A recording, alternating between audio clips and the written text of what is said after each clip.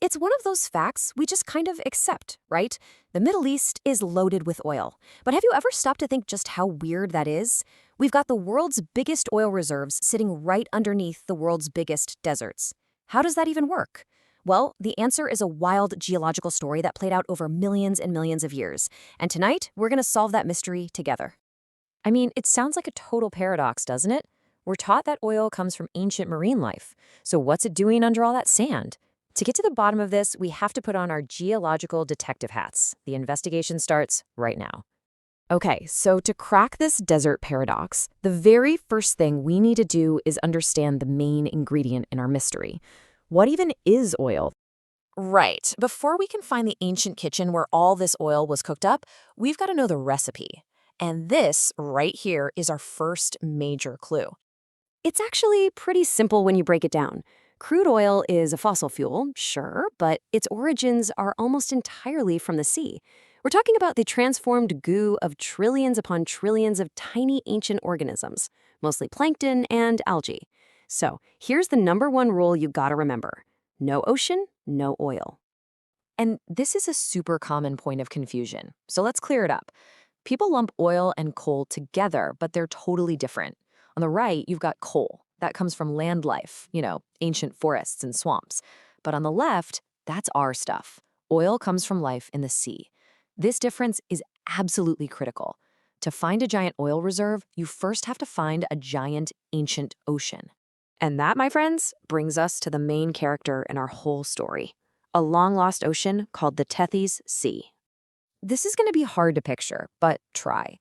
The sandy deserts of Saudi Arabia, Iraq, all of it, that was once the bottom of a massive, warm, tropical ocean. And this ancient body of water, the Tethys Sea, is the real hero of our story. It's the number one reason the region has so much oil. But here's the thing, not just any ocean could have pulled this off. The Tethys Sea was special. It was what you might call the perfect geological kitchen. It was packed with nutrients, which meant it was just exploding with plankton. But, and this is the secret sauce, the water circulation was super slow. So when all that life died and sank to the bottom, it landed on a seafloor with almost no oxygen. Without oxygen, the bacteria that normally break stuff down couldn't do their job. So all that organic gunk just piled up, layer after layer, for millions of years. And you gotta appreciate the timescales we're talking about here. This process is unbelievably slow.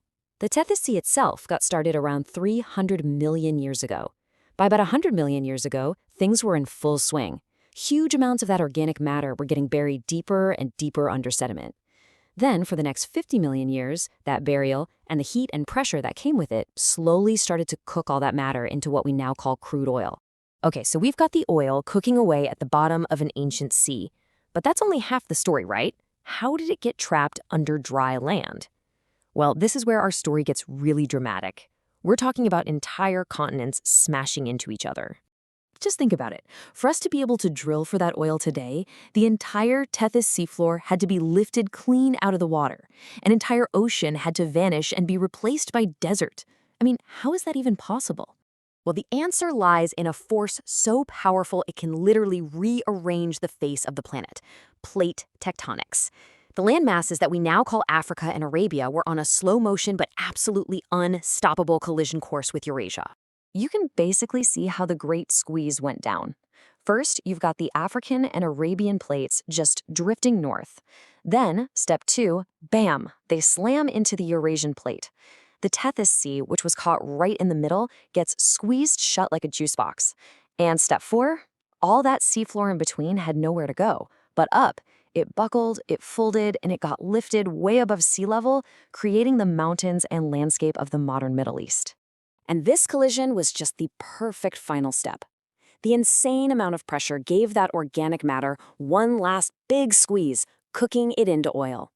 And even better, as all those rock layers buckled and folded, they created these perfect dome-shaped traps, or reservoirs, that have held onto that oil for millions of years, just waiting for us to find it. So, this incredible series of geological accidents created this unbelievable concentration of energy in one part of the world, and the legacy of that vanished ocean has shaped our modern world in ways that are just profound. Yeah, this isn't just some cool geology lesson.